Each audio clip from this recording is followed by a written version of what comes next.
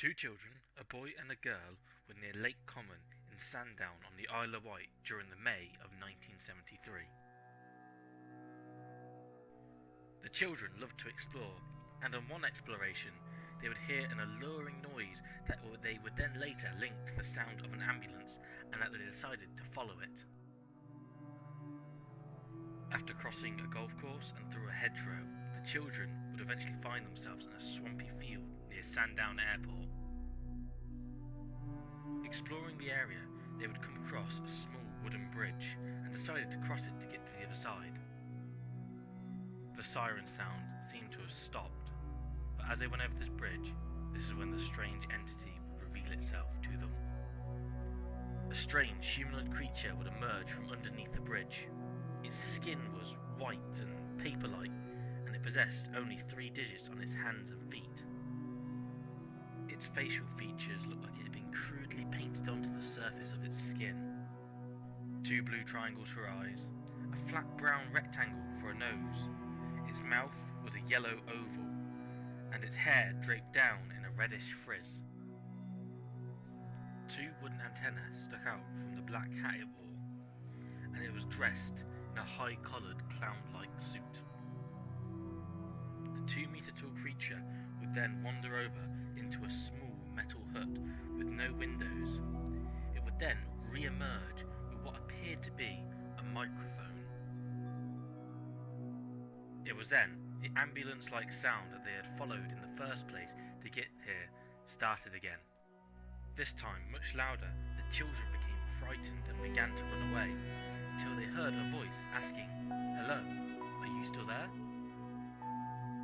Eased by this, the children began to come closer, where the being would produce a notebook where he wrote, "Hello, I'm All Colours Sam."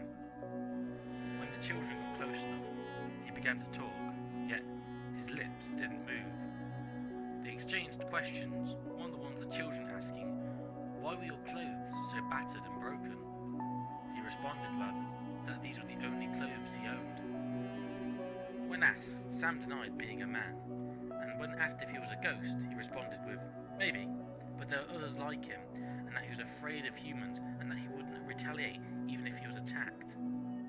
Now comfortable in each other's company, Sam would invite the children to enter his hut, which they would agree to, and they'd enter through a small flap.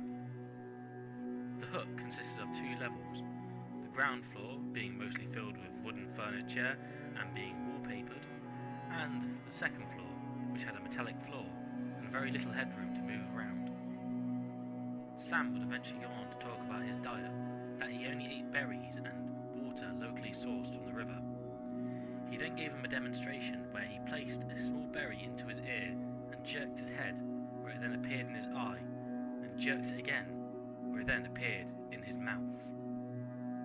The 3 of them would continue to converse for the next half an hour, which eventually the children had to go, which Sam allowed them to.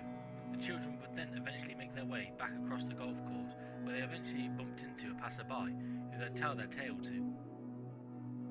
Several weeks after their encounter with Sam, the girl would eventually tell her father about the encounter and would get in contact with the British UFO Research Association, but no one was really clear why.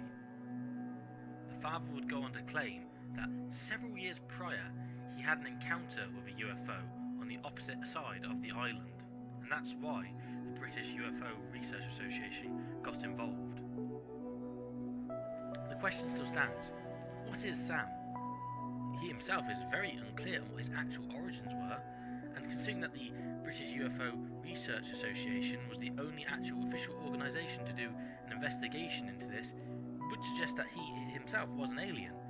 Yet, considering that the father was so eager to say it was an alien and even come up with his own story about seeing an alien a few years prior, could suggest that it was potentially all a hoax. Another idea suggested was that Sam was a reclusive child predator and he had built this hut to lure in children, but he never objected to the children leaving, so that wouldn't make too much sense. Plus, it doesn't explain the more fantastical things he did, like with the berry. Sam himself never said that he wasn't a ghost, he only said that he could have been. So, could Sam have been a ghost? Or was he an alien?